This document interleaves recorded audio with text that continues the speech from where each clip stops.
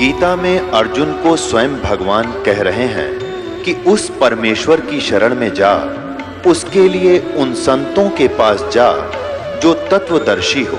इसी प्रकार हजरत मोहम्मद को उनका अल्लाह कह रहा है कि कोई और पूर्ण परमात्मा है, उसको पाने के लिए उन तत्वदर्शी संत की तलाश कर। वो प्रभु कौन है, ये जानने के लिए कृपया अवश्य सुनिए जगत गुरु तत्वदर्शी संत रामपाल जी महाराज के अमृत वचन। कुल खोए कुल होत है, कुल रखे कुल जाए। कुल खोजोगे वो नकली कुल को भूल के भक्ति वाले कुल में आ जाओगे, इस खानदान में। तो उसको उसके चक्कर में तो तुम भी मरोगे, वो भी मरेंगे, तुम कहीं गधे वो कहीं गधे, सारा परिवार ऐसे अवृत हो जाएगा, तुम रहोगे ही नहीं, वो तो विगो हो गया, नष्ट हो गया। कहते कुल राखे कुल जात है, उसकी परंपरा कुल की मर्यादा में रहेगी तो तुम गए खत्म। और कुल खोए कुल हो, उस संसारिक कुल की मर्यादा को तोड़कर आप यहां आगे इस राम निकुल कुल भेंट ले और सब कुल रहा समाये। ये दास उस कुल में शरीर के 2 बेटे 2 बेटी थी, और आज भगवान के कुल में आ गया तो लाखों बेटे लाखों बेटी होगी, परिवार भी बड़ा हो गया।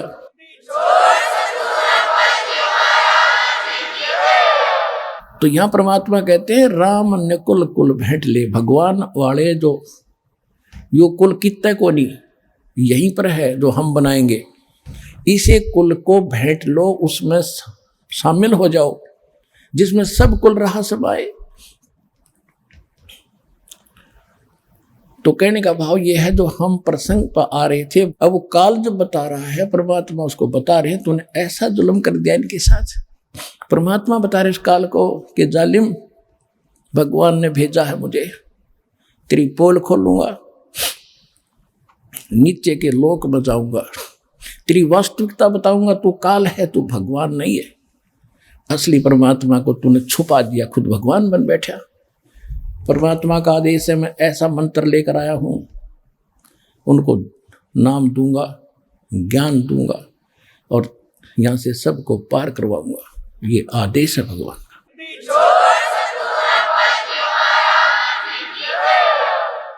तो पहले तो वो काल भयंकर हो गया। अब कोई देखो पुण्यात्मा, ये तो यही चक्कर पड़ रहा है।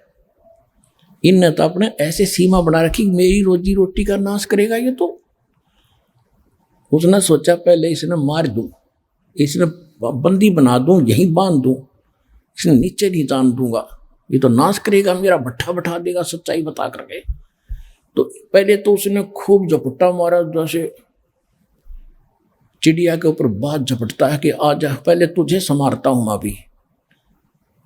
तो परमात्मा अपनी प्यारी आत्मा धर्मदास जी को बता रहे हैं, 600 वर्ष पहले आए थे, वो वाणी में लिखी हुई है कि धर्मदास को कहा कि धर्मदास, जब उसने मुझे मारने के लिए अपना चला मेरी तरफ भयंकर रूप बना के, तो मैंने सतनाम का सुमन कर दिया।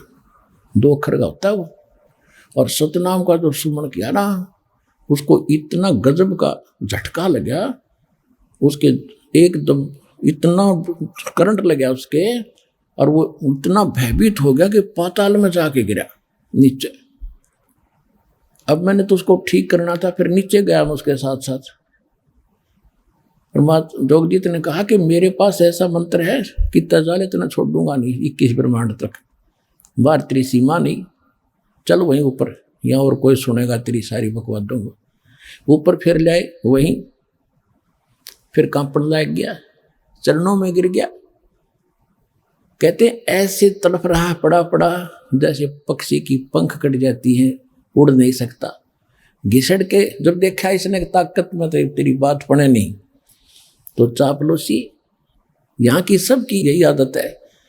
अपनी ताकत से लेता है पहले काम, जब नहीं बसाती है तो पैर पकड़ लेता है, फिर कोई छल करके उसको पटकनी देना चाहता है तो नीचे घिसड़ के पैर पकड़ दिए। परमात्मा के जोगजीत रूप में मालिक खड़े थे। या तो शक्ति को सलाम है, अब वो भगवान दिखा था जिसने सब झटका दे दिया, जान भी गई होती इसकी। अब तो भगवान दिखाई दे रहा था, जोगजीत भाई नहीं। तो फिर उसने पैर पकड़ कर रोए, बुरा हाल कराया, हे भगवान मैं तो आपको बड़ा भाई हो, मैं तो बालक हूँ, छोटे तो उत्पात करते हैं, बड़े अक्षमा ही किया करते हैं, आप मेरे बड़े भाई, मैं आपका छोटा भाई, अक्षमा करो तात। परमात्मा बोले कर दिया अक्षमा, बोलो क्या चाहता है कि नहीं, वचनबद्ध होकर मेरी बात सुनो, मेरी कुछ या कमियां है वो पूरी कर दो, आप तो भगवान की ताकत लेकर आए हो ब्रह्म पिता की। परमात्मा बोले बता दे, मैं वैसे ही कर दूंगा। बोला नहीं, वचनबद्ध हो जाओ। अब वो हो गया वचनबद्ध। परमात्मा पता था कि मांगेगा भिखारी, एक जीव संज्ञा का व्यक्ति क्या मांग सकता भगवान से, इतनी अकल कहाँ है हमारे अंदर। कहने लगा जी ऐसे कर, वचनबद्ध हो गया, खड़ा हो गया। फिर कहने लगा जी क्या करोगे, नीचे ऐसे करना, देखो मुझे श्राप लगा हुआ है और 1 लाख जीव मुझे खाने पड़ते हैं, अगर आप अभी ले गए सबको तो मैं भूखा मर जाऊंगा, कुछ दया करो मेरे पे, एक कृपा करना, 3 युगों में जीव थोड़े ले जाना, और 4था युग जब कलयुग आवे तो कितने ले जाना, मैं आपसे प्रतिज्ञा करता हूँ।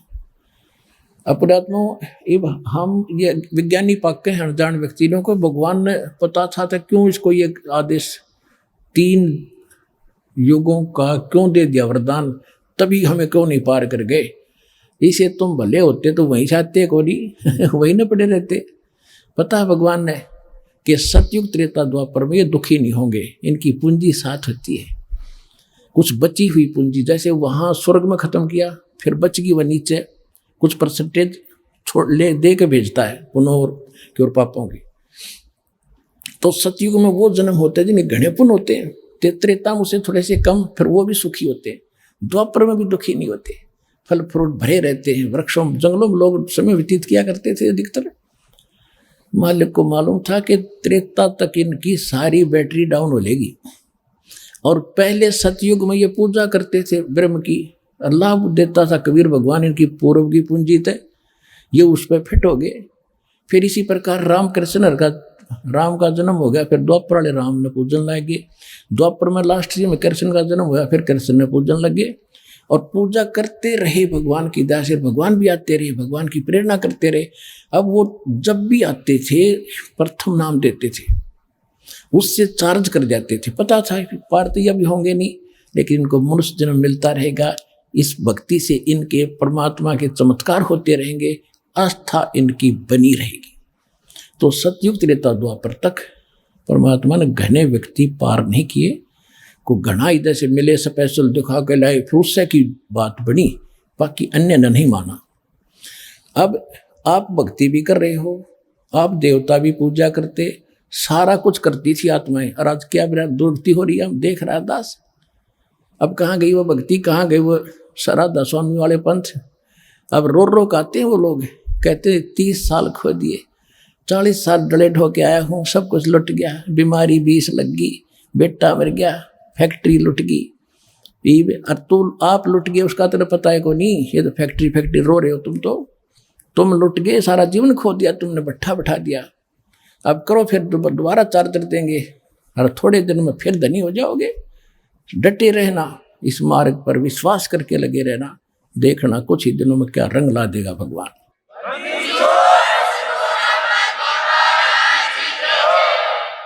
परमात्मा ने कहा चलो ठीक है, मान ली, जब तूने वचनबद्ध करा लिया। फिर क्या कहा कि एक काम और करना, फिर उसने कहा कि त्रेता के अंदर मेरा अंश जाएगा, मेरा पुत्र विष्णु, उसके ऊपर एक आपत्ति, उसके संस्कार में लिखा हुआ होता, उसको ये नहीं टाल सकता। उसमें लिखा था कि वो उसकी पत्नी उठेगी जंगल से, वन से, और फिर पुल की आवश्यकता पड़ेगी, वो पुल बनवाना भगवान, आपकी ताकत में वो पुल बनेगा नहीं उनसे, वो बालक है मेरे। परमात्मा बोले ठीक है। फिर द्वापर युग में उसने पता करा कि मेरा वो श्री कृष्ण जो है मेरा पुत्र जाएगा विष्णु, और वो फिर एक राजा इंद्र दमन राजा को दर्शन देकर समुद्र के किनारे एक मंदिर बनवाओगा जगन्नाथ मंदिर नाम से। उसको वो मंदिर पुल समुद्र नहीं बनने देगा उस मंदिर को, क्योंकि वो प्रतिशोध लेगा जब राम रूप में, रामचंद्र रूप में विष्णु जी ने समुद्र को बुरा भला कहा था। कैसे कहा था कि जब पुल बनाने की आवश्यकता पड़ी, सीता जी का पता लग गया कि रावण के 9 लखे बाग में है, मान नहीं रहा है, युद्ध के करके ही ली जा सकती है। युद्ध करने के लिए सेना पार करनी थी, पुल बनाना अनिवार्य था। 3 दिन तक श्री रामचंद्र जी इतिहास में, उनकी रामायण में, समुद्र में खड़ा रहा घुटनों पानी में और याचना करता रहा कि जल्द ही हे सागर राज, मुझ पर आपत्ति आई है, मुझे रास्ता दे दो, मुझे विधि बताओ, आपके अंदर से मैं पार हूँ, कुछ ऐसा तरीका दे मुझे पार होने का, पार करो मुझे। तो समुद्र नहीं मानना, टस से मछली में। तो उसने कहा था लक्ष्मण मेरा अग्नि बाण लिखा निकाल, ये लातों के भूत बातों से नहीं मानती, ढीठ व्यक्ति है, ये ढीठ है ये देव। क्योंकि समुद्र जल अलग है, जल का देव अलग है, वो आप नहीं देख सकते, वो सूक्ष्म दृष्टि से दिखता है। तो उस राम ने कहा कि रावण के साथ रहकर इसमें अभिमान हो गया, ये भलाई नहीं चाहता किसी का, गरीब का मददगार नहीं रहा। पहले ऋषि लोग समुद्र पर चल पड़ते थे अब सिद्धि से, और राम द्वारा तो सिद्धि भी ना थी, लेकिन जब न देखा ना कि तुझे फूकेगा, तब समुद्र सामने प्रकट हुआ था विपर रूप धारण करके वो देवता। और तब उसने बताया था कि आपकी सेना में नल और नील नाम के 2 सैनिक हैं, और उनको उनके गुरुदेव की दी हुई शक्ति है, उनके हाथ से पत्थर तैर जाते हैं समुद्र के मेरे ऊपर, और कोई तरीका नहीं, उनसे पुल बनवा लो। अब वो नल नील कौन थे? त्रेता युग में परमात्मा 4 युगों में आए हैं। सतयुग में सत सुकृत का टेरा, त्रेता नाम मुनिंदर मेरा, द्वापर में करुणा में कहाया, और कलयुग नाम कबीर धराया। जो मुनिंदर नाम ऋषि से आए थे, नल और नील मेंटली डिस्टर्ब थे, बुरा हाल था, 3 ताप से पीड़ित थे, सब जगह धक्के खा लिए थे, किसी ऋषि से ठीक नहीं हुए थे। परमात्मा मुनिंदर उर्फ कबीर जी की आशीर्वाद मात्र से वो स्वस्थ हो गए थे। उसके बाद उनकी अटूट श्रद्धा बन गई थी, और वो जब समुद्र में कपड़े कुपड़े धोने जाते थे, वो भोले भाले गने थे, डूब जाते थे, बह जाते थे, बर्तन रह जाता एक आधा। फिर ये लंबी कथा है, आज विषय दूसरा है। तो परमेश्वर कबीर जी ने नल नील को आशीर्वाद दे दिया था कि तुम्हारे हाथ से बेटा अब कोई वस्तु जल में नहीं डूबेगी। तो वो उनके पास वरदान मालिक का था, हल्दी की गांठ से ऊपर सारी पा के गए। नल नील ने उस दिन अपनी महिमा इतनी मान ली, गुरु जी भी भूल गए, याद नहीं किया परमात्मा को। और रामचंद्र के पूछने पर भी क्यों तुम्हारे पास वो ताकत है, कहाँ दी है? तो तब कहा दिखाओ, परीक्षण करो। वो पत्थर ठाक रखे, दोनों डूब गए, दोनों आके फिर ठाक रखे, फिर डूब गए। जब समुद्र ने कहा कि तुमने अपना गुरु जी भूल गए, मूर्खो, याद करो गुरु भूल कर तुम कैसे सफल हो गए, तब उनको याद किया वो वचन जो उसने भराया था कि मेरा पुत्र जाएगा, पुल नहीं बनेगा बनवाना। मुनिंदर ऋषि वहाँ परमात्मा ऋषि रूप में प्रकट हुए, और तब कहा था कि जाओ ये पहाड़ जो है ना, ये 7 वाला पहाड़, इसके चारों तरफ मैंने एक रेखा खींच दी है सोटी से, इसके बीच के पत्थर उठाओ, सब हल्के हो गए। नल नील जो कारीगर भी थे, वो सिर्फ उनको छोल छाल के फंसावे थे, बाकी पत्थर हल्के करे थे कबीर भगवान। ये भी ध्यान से सुन लेना।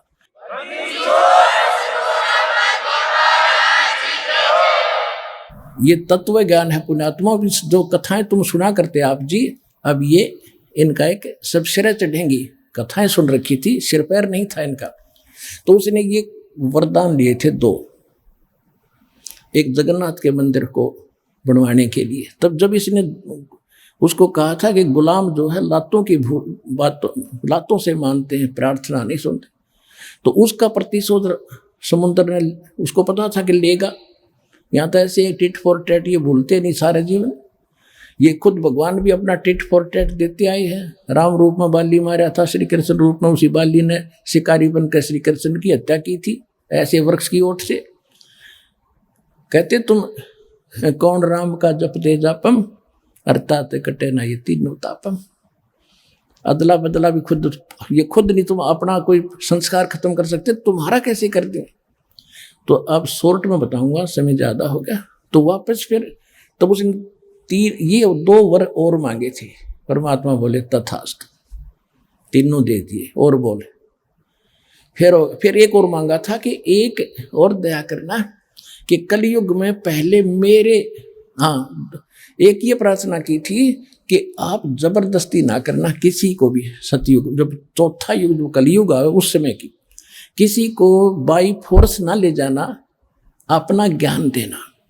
आपके ज्ञान को माने वो आपका, और मेरे उस ज्ञान को माने वो मेरा।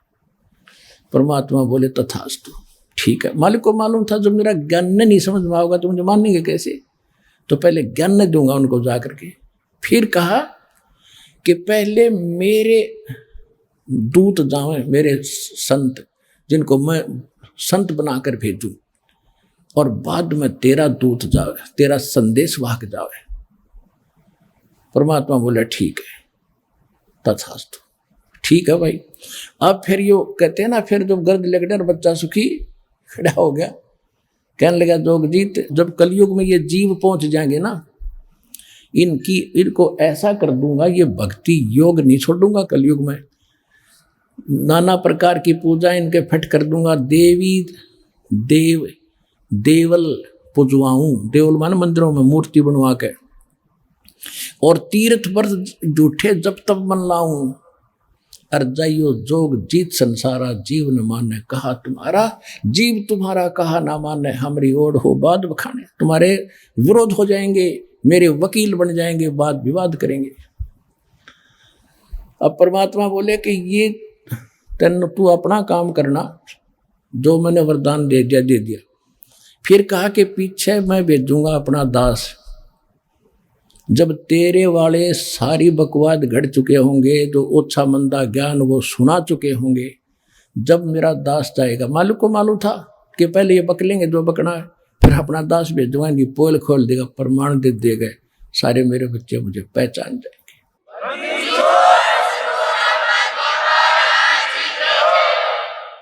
तब परमेश्वर ने कहा था कि चौथा युग जब कलयुग आई, तब हम अपना अंश पठाई। कहते हैं घर घर देखो बोध विचारा, सतनाम सब ठोर उचारा, और काल फंद छूटे नरलोई, सकल सृष्टि परवानिक होई, पूरा विश्व मेरा दीक्षित होगा मेरे मंत्र का, मेरे जाप नाम का। और कलयुग बीते 5505, तब ये वचन मेरा होगा साचा। कलयुग बीत जावे जब एता, तब सकल जीव सभी प्राणी परम पुरुष पद चेता।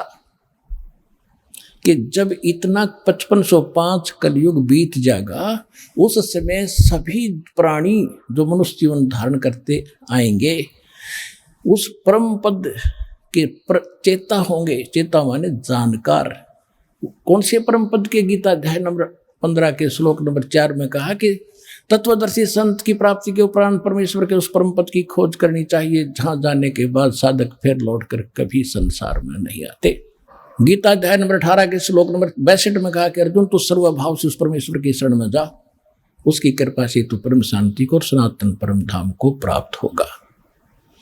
तो परमात्मा ने कहा था कि उस समय मैं अपना दास भेजूंगा, पहले तेरे चले जाएंगे और पीछे अंश फिर हमारा आएगा। और घर घर देखो बोध विचारा, बोध माने ज्ञान, मेरे ज्ञान की घर घर में चर्चा होगी। आप देख रहे हो कहीं पर चिप चल रही है, मेमोरी कार्ड से ज्ञान चल रहा है, और कहीं अपने इंटरनेट से देख रहे हैं, कोई डीवीडी प्लेयर से सुन रहा है और सुना रहा है। अब ये कैसे फैल रहा है परमात्मा का वो ज्ञान, जो इस समय 5505 कलयुग बीतने के बाद शुरू होना था। कलयुग 5505 1997 में बीता, उसके बाद से ये सारा प्रचार आपके सामने है। 1997 में इस दास को परमात्मा ने आज्ञा दे दी थी, बेटा खोल दे पिटारे को, भंडारा खोल दे, समय आ गया है, सारा प्रचार कर दे।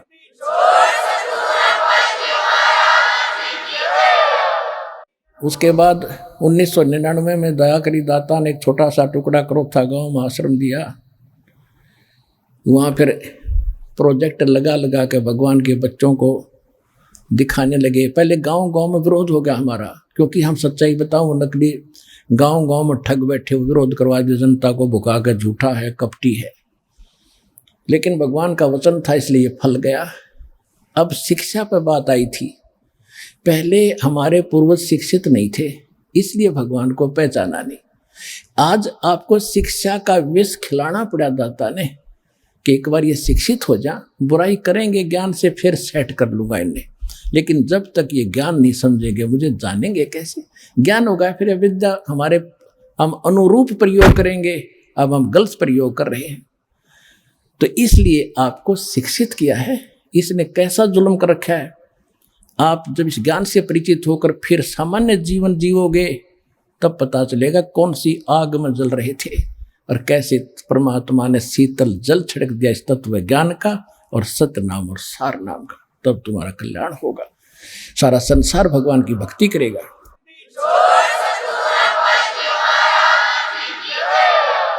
सकल सृष्टि परवानी खोई, ये किसी डोम बाट के गीत नहीं है, धनी का वचन है कबीर भगवान का।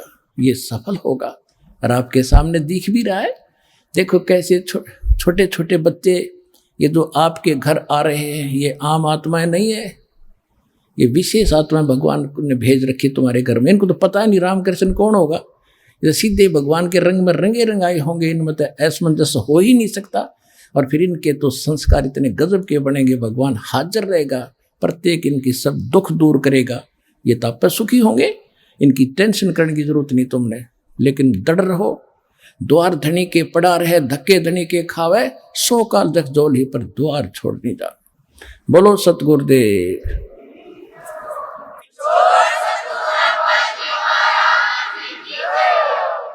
परम पिता परमात्मा पूर्ण ब्रह्म कबीर परमेश्वर जी की असीम रजा से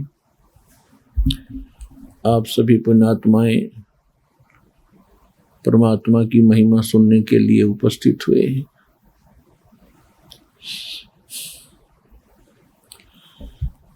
कहते हैं सुत दारा और लक्ष्मी पापी घर भी हो, संत समागम हरि कथा तुलसी दुर्लभ दो।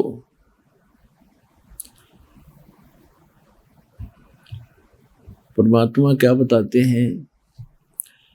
मात पिता मिल जाएंगे 184 माही, सतगुरु सेवा और ये बंदगी बाई फेर मिलन की नाही।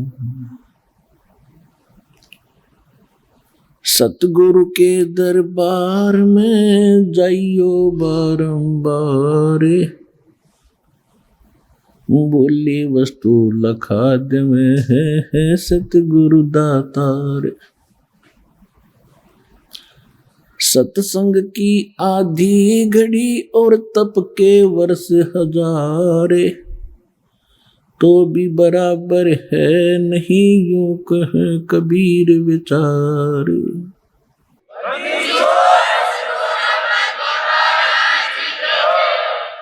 संत मिलन को चालियो तजमाया अभिमान, जो जो कदम आगे रखे है ओहे यज्ञ समान। कि संत समागम और हरि कथा तुलसी दुर्लभ दो। अपने आत्माओं, जैसे तुलसीदास जी ने अपनी अनुभव की वाणी बोली है, वो केवल श्री रामचंद्र जी तक सीमित थे। और श्री रामचंद्र जी विष्णु अवतार हैं और विष्णु जी की क्या स्थिति है, ये सतगुण युक्त भगवान हैं। एक ब्रह्मांड के अंदर केवल एक विभाग के मिनिस्टर हैं, मंत्री हैं, साहब हैं, मालिक हैं। और जो आदरणीय गरीबदास साहिब जी और पूर्ण परमात्मा ने स्वयं आकर जो ज्ञान दिया है, आदरणीय गरीबदास साहिब जी को जो ज्ञान दिया है, और कबीर परमेश्वर जी, क्योंकि परमात्मा अपना यथार्थ ज्ञान स्वयं ही बताने आते हैं, ये आपको प्रमाणित बहुत बार कर दिया है। तो उस वाणी में और इस वाणी में बहुत अंतर है। अब जैसे तुलसीदास जी की जो दिव्य दृष्टि काम करती थी, वो केवल एक ब्रह्मांड का भी पूरा चित्रण नहीं कर पाए, और आदरणीय गरीबदास साहिब जी को परमात्मा मिले थे, पूर्ण ब्रह्म कबीर परमेश्वर जी, उन्होंने ज्ञान योग खोल दिया था, दिव्य दृष्टि खोल दी थी। तो उनकी जो वाणी है तुलसीदास जी की वाणी से बहुत सुपीरियर और बहुत आगे का अनुभव है। ये क्या होता है, दिव्य दृष्टि क्या होती है, जैसे दूरबीन होती है, दूरदर्शी होती है। एक दूरदर्शी की रेंज होती है ज़्यादा से ज़्यादा 1 किलोमीटर तक देख सकती है, और एक देख लेती है सितारों तक, लाखों किलोमीटर तक। तो इसी प्रकार इनकी दिव्य दृष्टि में अंतर था, और दिव्य दृष्टि के आधार से ही फिर उन्होंने वाणी बोली है। अब जहाँ तुलसीदास जी ने कहा कि सुत दारा और लक्ष्मी ये पप्पी घर भी हो, और संत समागम हरि कथा तुलसी दुर्लभ दो। अब जो भी कोई ज्ञान है, जैसे ज्ञान किसी भी सत्र का है, चाहे किसी भी देव के प्रति दिया जाता है, कुछ मिलती जुलती प्रेरणा की वाणी होती है, चेतावनी की वाणी मिलती जुलती होती है। कैसे होती हैं? जैसे परमात्मा ने अपनी अमृतवाणी में कहा है, मानुष जन्म पाए कर जो नहीं रटे हरि नाम, जैसे कुआ जल बिना फिर बनवाया किस काम। एक तो तुलसीदास जी कह रहे हैं कि संत समागम और हरि कथा तुलसी दुर्लभ दो। तुलसीदास जी का जो हरि था वो विष्णु जी थे, श्री रामचंद्र जी थे।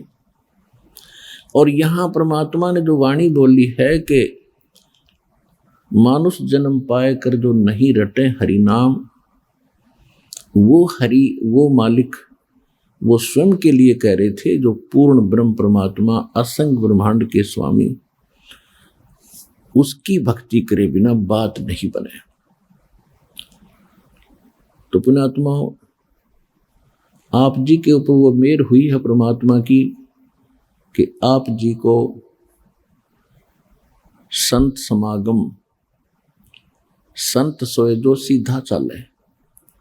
संत उसी को कहते हैं जो सब बुराइयों को त्याग कर भक्ति पर लगा हुआ है और किसी को दुख नहीं देता, परमात्मा से डरता है, उसको संत कहते हैं। संत मीन एक अच्छी आत्मा, सुलझा हुआ व्यक्ति। फिर सतगुरु संत, फिर सतगुरु अलग होते हैं, संत तो सभी होते हैं, भक्त साधु संत होते हैं जो सद गए हुए साधु, बुराइयों से हट गए, परमात्मा की भक्ति में लग गए, वो संत है। तो आपका यहाँ आगमन ये संत समागम है। और फिर बताते हैं कि गुरु बिन काहू न पाया ज्ञाना, जो थो था बुस छिड़े मूड किसाना। गुरु बिन वेद पढ़े जो प्राणी, समझन सोर रहे अज्ञानी। तो संत बनाने के लिए सतगुरु की आवश्यकता पड़ती है। तो आपको सतगुरु भी मिले। संत, सतगुरु संत भी होते हैं, लेकिन उनके अंदर क्वालिटी सतगुरु की भिन्न होती है। तो ये संत समागम आपको मिला है। यहाँ आप बैठते हो, सत्संग सुनते हो, फिर आपस में पुराने भाई बहन आपको मिलते हैं, उनका अनुभव सुनते हो। तो यहाँ सारा दिन आपका परमात्मा के ही विषय में चर्चा में आपका यो अनमोल जीवन, मनुष्य जीवन का ये समय व्यतीत होता है। इसके अतिरिक्त आप कहीं और बैठते हो, किसी रिश्तेदारी में जाते हो, कहीं भी किसी और संसार के व्यक्तियों के पास बैठते हो तो ये बातें आपको वहां नहीं मिलेंगी,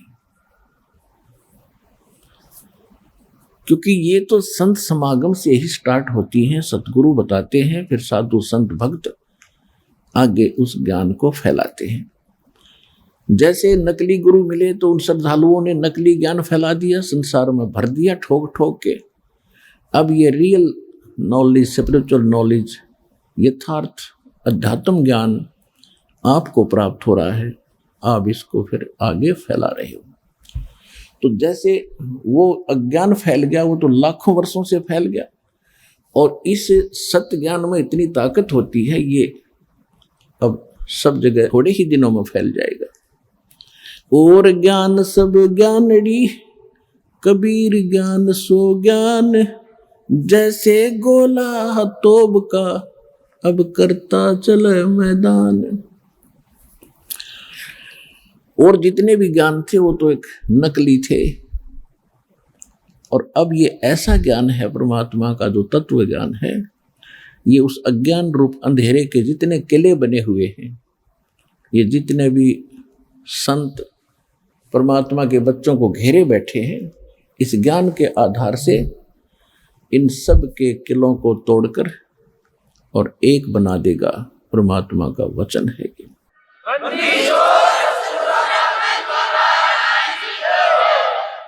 परमात्मा को पहचानने के लिए, आध्यात्मिक ज्ञान को जानने के लिए, और हम भक्ति सही कर रहे हैं या गलत है, इसका निर्णय करने के लिए हमने कुछ आधार मानने पड़ते हैं, आधार बनाना पड़ता है। उसके लिए नंबर 1 तो हमारे सदग्रंथ हैं,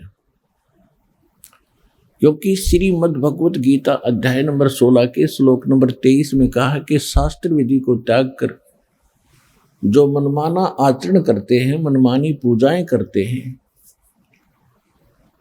उनको न तो सुख होता है और न ही उनको कोई सिद्धि की प्राप्ति होती है, और न ही उनकी गति होती है, अर्थात व्यर्थ, यूजलेस।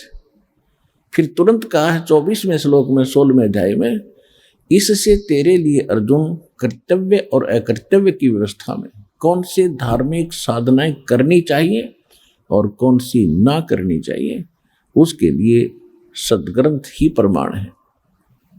किसी की दंत कथा पर विश्वास मत करना। एक तो ये आधार है कि हमारे सदग्रंथ जो हैं ये परमात्मा का विधान है और सत्य ज्ञान है। तो अब सदग्रंथ कौन कौन से हैं? सबसे पहला ग्रंथ है सूक्ष्म वेद।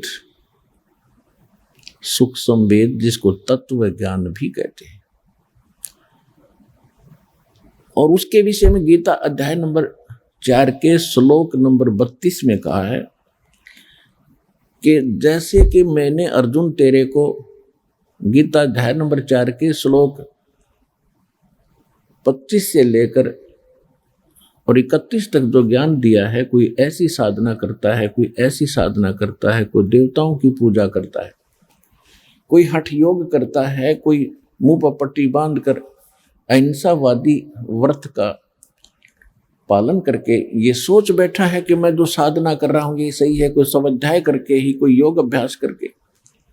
लेकिन चौथे अध्याय के 32वें श्लोक में कहा कि इन यज्ञों की जानकारी यानी धार्मिक अनुष्ठानों की विस्तार पूर्वक जानकारी परमात्मा स्वयं अपने मुख कमल से बोलते हैं। वो परम अक्षर ब्रह्म सच्चिदानंद घन ब्रह्म अपने मुख से जो वाणी बोलते हैं, उस सच्चिदानंद घन ब्रह्म की वाणी में, कबीर वाणी में विस्तार के साथ कहे गए हैं। उनको जानने के बाद फिर सभी कर्मों से मुक्त हो जाएगा।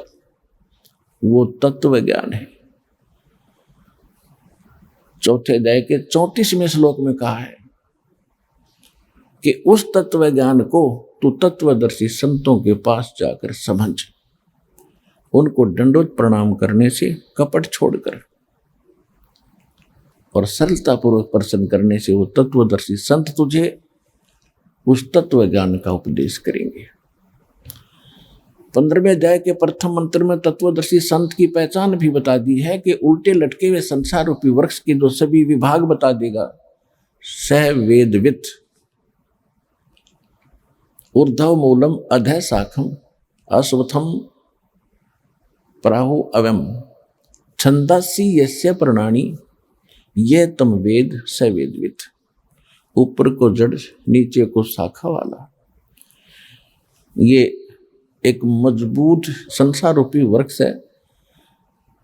और छंदासी यस्य प्रणानी, इसके पत्ते और ये जो विभाग हैं, इसके पत्ते, मूल और टहनी आदि इसके विभाग हैं। जो छंदासी यस्य प्रणानी इसके विभाग हैं, और इनको यह तम वेद, जो इन सब अज्ञान रूपी अंधकार में जो आज तक कोई नहीं जानता, इसके विषय में जो जानता है स वेदवित, वो वेद के तात्पर्य को जानने वाला है, अर्थात वो तत्वदर्शी संत है।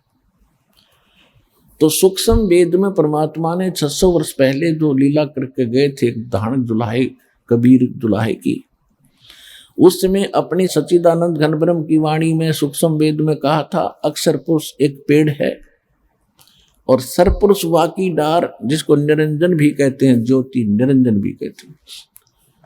अक्षर पुरुष एक पेड़ है, सरपुरुष ज्योति निरंजन वाकी डार, और तीनों देवा शाखा हैं ये पात रूप संसार। ये सूक्ष्म वेद है, और सूक्ष्म वेद के को समझता है तो वो तत्वदर्शी संत है। तो वो तत्वदर्शी संत ये रामपाल दास है इस विश्व में आज के दिन।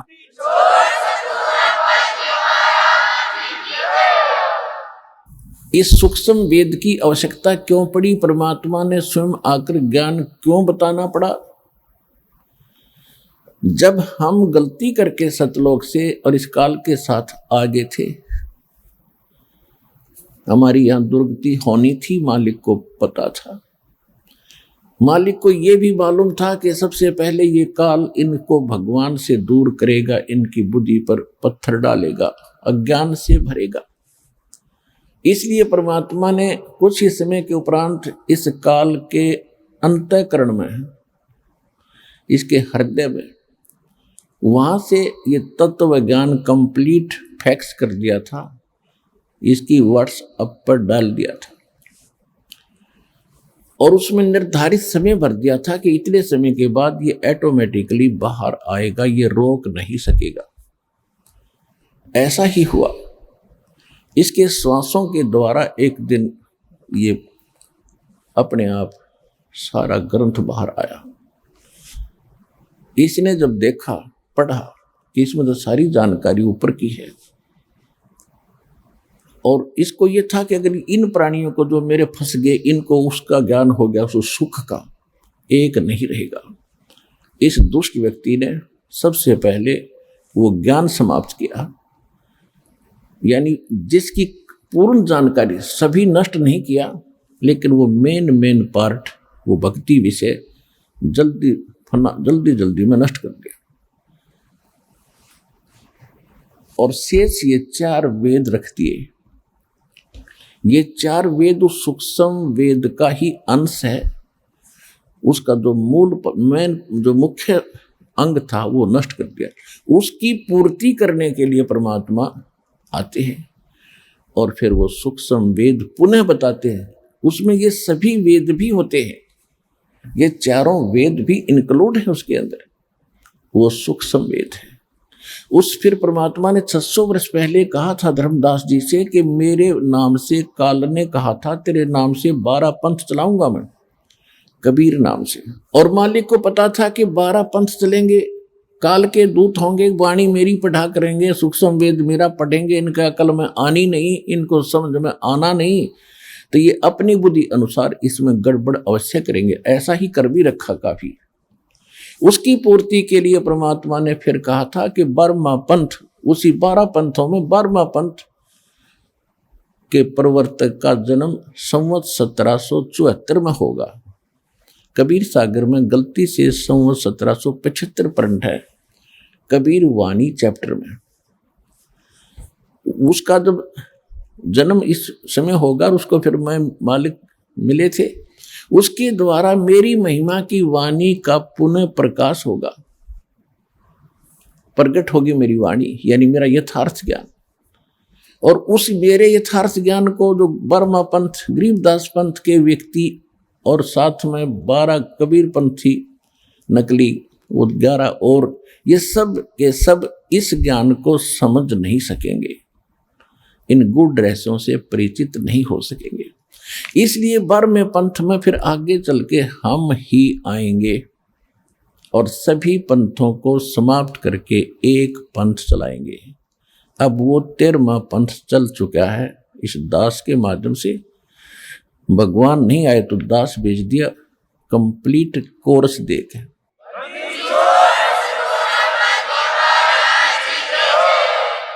तो हमने सबसे पहले परमात्मा को पहचानने के लिए अपने सदग्रंथ आधार बनाने पड़ेंगे।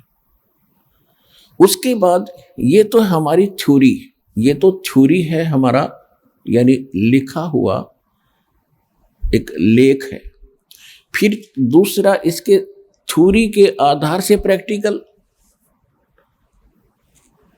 ये पढ़े लिखे बच्चे खूब समझते हैं थ्योरी किसे कहते हैं। एक विधान होता है भाई, जैसे गेहूं कैसे बोते हैं, उसमें क्या प्रोसेस होता है, कौन से मौसम में बीजना होता है, 1 एकड़ में कितना बीज बोया जाता है, फिर किस समय फर्स्ट वाटरिंग होती है, सिंचाई पहली सिंचाई होती है, उसके बाद खाद डालना है, फिर किस तिथि में आ जाए तब उसको काटना है, फिर कैसे गेहूं निकालना है, भूसा अलग करना है, घर लाना है, ये सारा लिख दिया जाता है। ये है थ्योरी।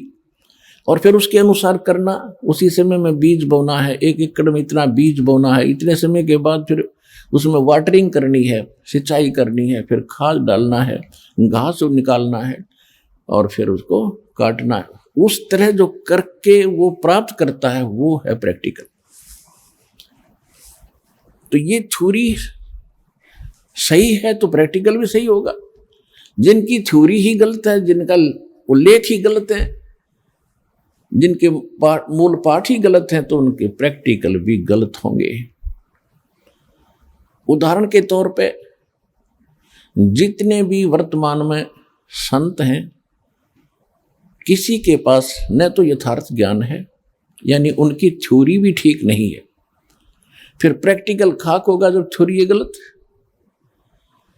दास ने आपके रूबरू इन सभी वर्तमान के जितने भी धर्म के व्यक्ति हैं या जितने भी पंथों के व्यक्ति हैं और उनके प्रवर्तक हैं या उनके वर्तमान के मार्गदर्शक गुरु जी हैं, उनका सबका अनुभव प्रैक्टिकल आपको दिखा दिया और उनके द्वारा अनुभव की थ्योरी जो उन्होंने बोली है वो दिखा दी। और फिर हमारे सदग्रंथ क्या बताते हैं, जो हमारे ओरिजिनल थ्योरी है, ओरिजिनल लेख हैं, सदग्रंथ हैं, सिलेबस है, वो क्या बताते हैं। और उनके आधार से जिन महापुरुषों ने प्रैक्टिकल किया, उनको जो भगवान मिले, उन्होंने कौन सी साधना अपनाई, कौन सा प्रैक्टिकल किया, जिससे उनको वो वस्तु मिली जो उस थ्योरी में लिखी, रियल थ्योरी में, यथार्थ उस सिलेबस में लिखी हुई थी, वो वस्तु प्राप्त हुई। तो उन्होंने क्या बताया, जैसे राधा स्वामी पंथ के प्रवर्तक श्री शिवदयाल जी के वचन आपको बहुत बार दिखाए। ये क्या बताते हैं, एक शिवदयाल जी के प्रवचनों का संग्रह है, सार वचन राधा स्वामी वार्तिक एक पुस्तक है। उसमें ये क्या बताते हैं, एक बार तो सतनाम को बताते हैं सथान, फिर सतनाम को ही बताते हैं सतपुरुष, सार शब्द, सतलोक और सार नाम।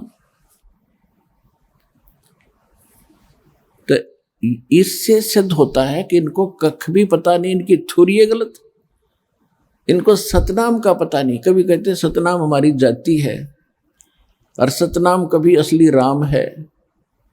एक थोड़ी सी झलक दिखा दूं क्योंकि प्रकरण चल पड़ा। ये देखिएगा, सारवचन राधा स्वामी वार्तिक,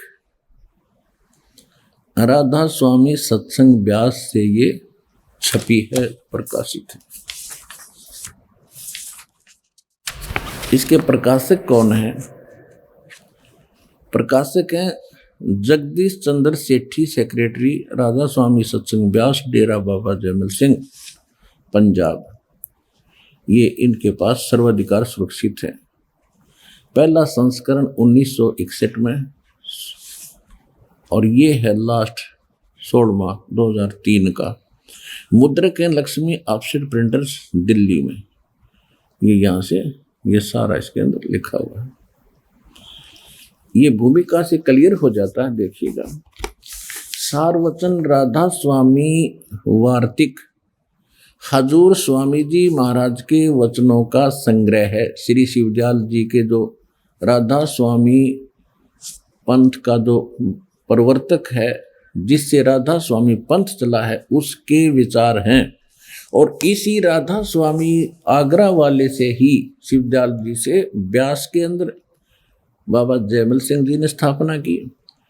उसी व्यास से ही सावन सिंह जी, बाबा जयमल सिंह की बाद सावन सिंह जी गद्दी पर विराजमान हुए। उनके शिष्य थे सच्चा सौदा सिरसा वाले श्री खेमामल जी, जिसको वो बलोचिस्तानी शाह मस्ताना जी भी कहते हैं। तो इससे सिद्ध हो जाएगा कि ये कहाँ से कनेक्शन है। देखो पुणात्माओं, जहाँ इन्होंने थर्मल प्लांट बना रखा है कोई, और थर्मल प्लांट से ही फिर आगे कनेक्शन आते हैं, पावर हाउस बनते हैं। जब थर्मल प्लांट से पता लग जाएगा उसमें बिजली है कि नहीं, तो आगे जो तार लगाए बैठे हैं, कनेक्शन लिए बैठे हैं, उनसे पता लग जाएगा उनके पास क्या आया है, लाइट है कि नहीं, उनके पास पावर है कि नहीं। एक के बाद में सारी बात समझ आ जाएगी। अब देखिएगा, सारवचन राधा स्वामी वार्तिक हजूर स्वामी जी महाराज के वचनों का संग्रह है। ये वचन सत्संगों और अन्य चर्चाओं के दौरान सत्संगियों ने नोट किए थे। स्वामी जी महाराज के परम धाम सिधारने के कुछ वर्ष बाद इनका संग्रह करके पुस्तक रूप में छपवाया गया था। सन 1902 में बाबा जयमल सिंह जी महाराज ने सारवचन राधा स्वामी वार्तिक को पहली बार गुरमुखी लिपि में छपवाया था। प्रस्तुत पुस्तक उसी प्रथम गुरमुखी संस्करण के अनुसार है और अब इसका हिंदी संस्करण प्रकाशित किया जा रहा है। 1902, आज चल रहा है 2014, 112 वर्ष हो गए।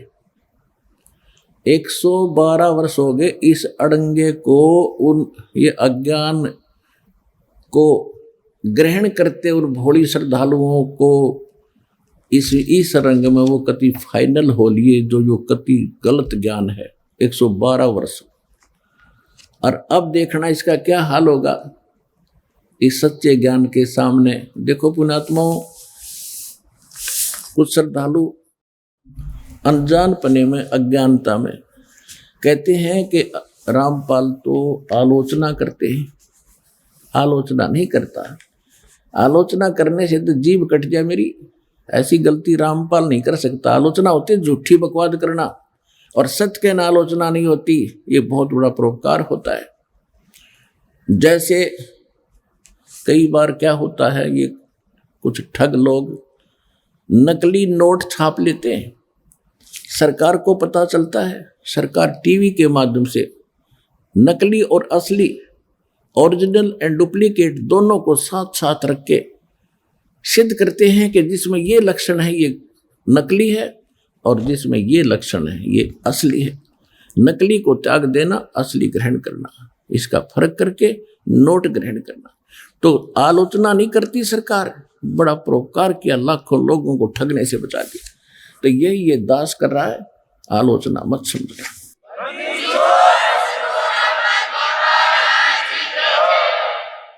अब आम व्यक्ति को तो पता नहीं, संत की जैसे डॉक्टर की इक्वेशन, डॉक्टर के द्वारा दी गई औषधि को डॉक्टर ही बता सकता है ठीक है या गलत, रोगी को नहीं पता। इसी प्रकार जिसने ओरिजिनल नोट का ज्ञान है वही डुप्लीकेट सिद्ध कर सकता है कि देखो ये डुप्लीकेट है, ये ओरिजिनल है। इसी प्रकार इस दास परमात्मा ने इस दास को इस योग्य किया कि इन संतों के नकली ज्ञान को अपने ओरिजिनल सदग्रंथों से आपके रूबरू कर दिया। और जिन महापुरुषों को भगवान मिले उन्होंने कौन सी साधना की जिससे उनका प्रैक्टिकल सफल हुआ, वो भी आपके रूबरू कर दिया। बात खत्म होगी। ऐसे निर्णय होता सच्चाई का, सत्य और असत्य का, जो आज सतलोक आश्रम बरवाला जिला हिसार में हो रहा है।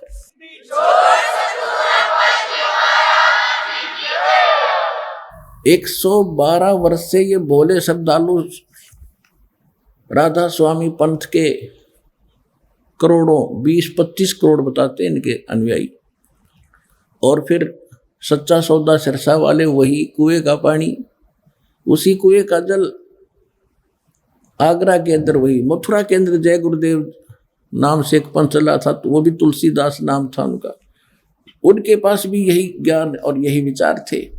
जनौद के अंदर एक ताराचंद ने आगरा से ही ला करके बीज बोया था इससे का, बबूल का। ये सब एक ही फेल है, कति नकली पंथ है ये सारे। अब असली दास का ये पंथ है जो भगवान ने अब स्टार्ट करवाया है, इससे ग्रहण करो और अपना कल्याण करो।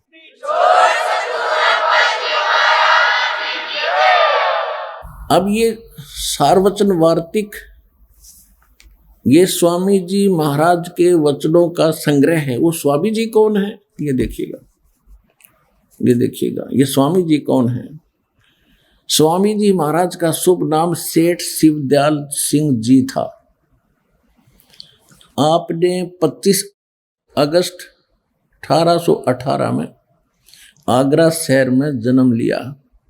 60 वर्ष की उम्र में इनकी मृत्यु हो गई थी। 1878 में इनकी मृत्यु हो गई थी, सन 1878। अब देख लो 22 वर्ष तो वो हो गए और 12 ये हो गए, 134 वर्ष हो गए। 134 वर्ष हो गए इन बड़े श्रद्धालुओं ने ये अड़ंगा ग्रहण किए और इसी पर दृढ़ होकर अपना जीवन नाश कर रहे। कई पीढ़ी डबो दी इन्होंने, कई पीढ़ियों का नाश कर दिया। गुरुआ गांव बिगाड़े संतो, गुरुआ गांव बिगाड़े, ऐसे कर्म जीव कहला दिए, ईब झड़े नहीं जाड़े। अब वो ऐसे रंगे परंपरा बन गई उन भोले भक्तों की कि दादाजी जाते थे, पिताजी भी जाते थे, हम भी वहीं फिट हैं। उन्होंने सही सोच समझ कर ही गुरु बनाए होंगे। अब उनके पास इतना दिमाग होता तो वो नकलियों के फंसते क्यों? इसलिए परमात्मा ने ज्ञान प्रथम रखा। जैसे श्रीमद् भगवत गीता अध्याय नंबर 4 के श्लोक नंबर 33 में कहा है कि द्रव्य में यज्ञ से ज्ञान यज्ञ श्रेष्ठ है अर्जुन।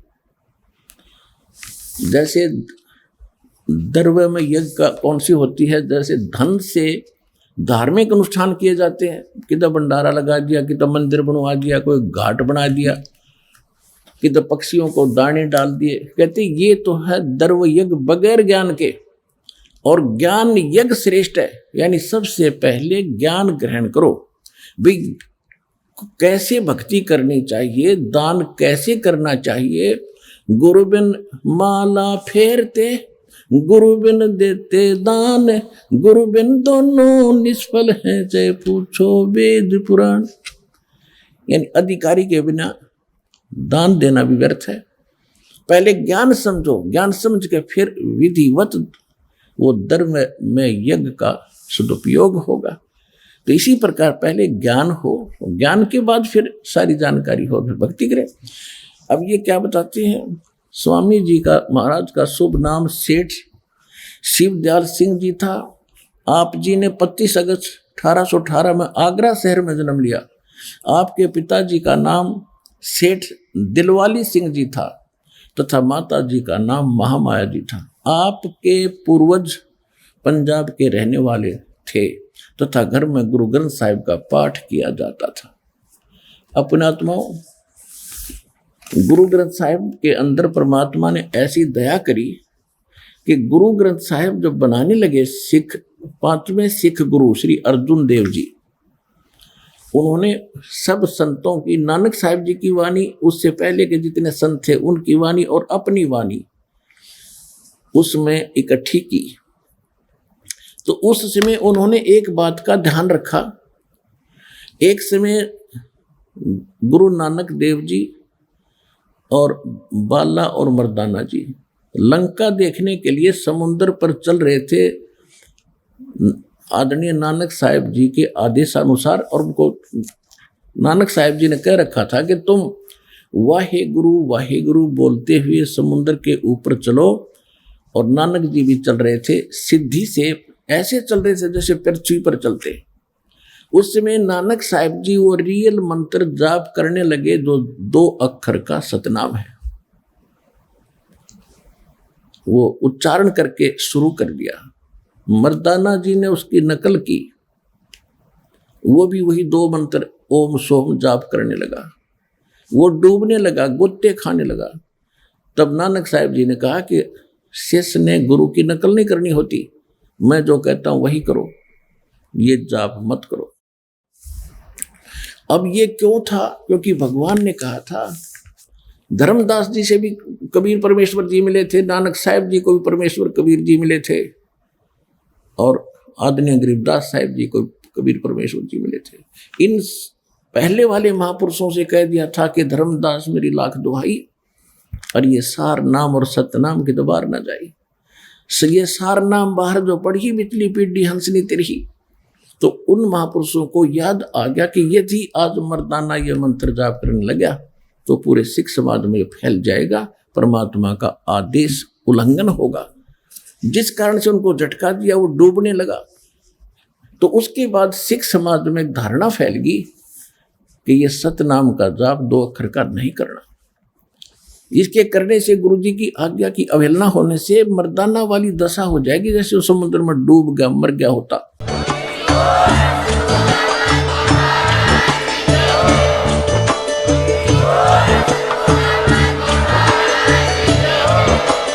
आप सुन रहे थे जगत गुरु तत्वदर्शी संत रामपाल जी महाराज जी के मंगल प्रवचन। अधिक जानकारी के लिए विजिट कीजिए हमारी वेबसाइट www.jagatgururampalji.org। संत रामपाल जी महाराज जी के शुभ आशीर्वाद से पूरे विश्व भर में 500 से भी ज्यादा नाम दीक्षा केंद्र हैं, जिन पर संत रामपाल जी महाराज जी द्वारा ऑनलाइन निःशुल्क नाम दीक्षा दी जा रही है। अपने नजदीकी नाम दीक्षा केंद्र का पता करने के लिए संपर्क करें 8222880541।